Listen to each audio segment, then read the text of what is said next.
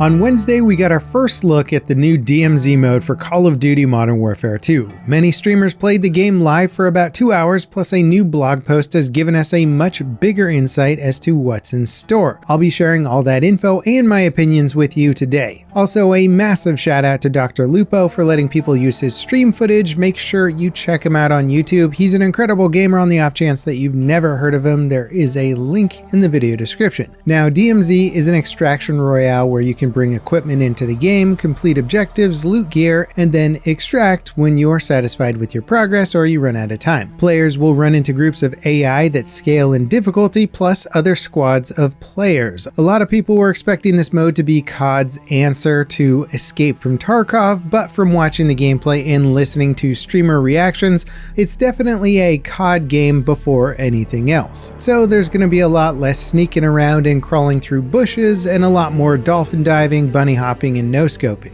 In general, this isn't a massive surprise, though I do think some players were hoping for something a little more tactical. It'll certainly appeal to the COD fanbase and probably a lot of people who have been enjoying Warzone. But for players hoping for a more slow-paced, strategic experience like Tarkov or Hunt Showdown, well, this just isn't it.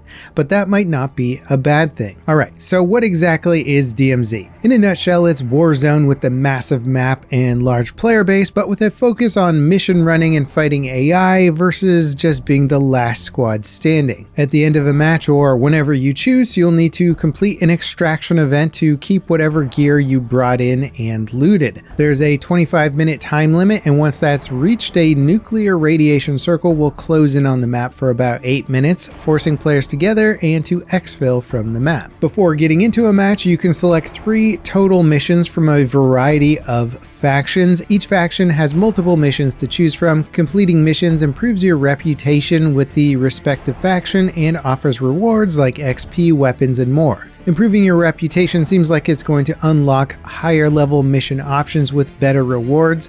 Missions include things like capturing SAM missile sites, UAV towers, acquiring stronghold keys, extracting with faction specific intel, and more. Now, you can bring a custom loadout into each match, but if you run out of weapons that you just have in your inventory, you'll have to load in barehanded.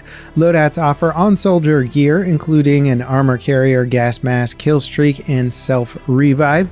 You also have a backpack that can hold keys or other items. Keys unlock specific doors throughout the map and have a limited number of uses.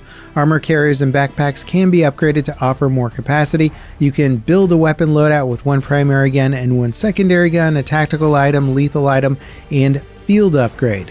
Item insurance is available for your guns, but it's limited to 3 total slots for each weapon. 3-man squads were shown during the reveal event, but there's likely going to be other playlists with different team sizes. It also seems possible to somehow invite an additional 3 players to your squad during a match. So if you run into a friendly squad, you can group up and do everything together, which is pretty interesting. However, nobody really seemed to do this during the event. Now, the lobbies at the event were 64-player matches. Some of the leaked info about DMZ suggested a slightly larger game mode, so it's hard to say if 64 players is the final number that they're going with, if they've downsized it from the leaked info or what, but we'll just have to wait for launch to find out. Matches will start with your squad spawned at a random location on the map versus airdropping in or some other delivery system. AI bots, other players, and randomized objectives spawn across the map, though some objectives or loot locations may always spawn in a fixed location. You get to choose which objectives to complete based on your active missions, but you should be free to do or interfere with any active objective on the map. All objectives or activities are marked on the tactical map.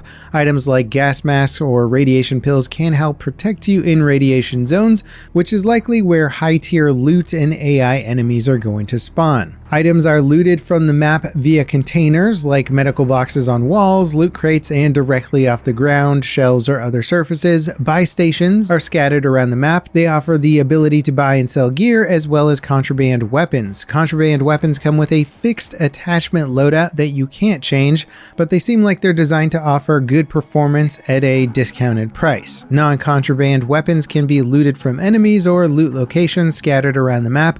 AI bots and players are fully lootable, so if they have something equipped, you can simply just take it. Strongholds are the big challenge points of interest. They're heavily fortified buildings that are booby-trapped and full of stronger AI enemies.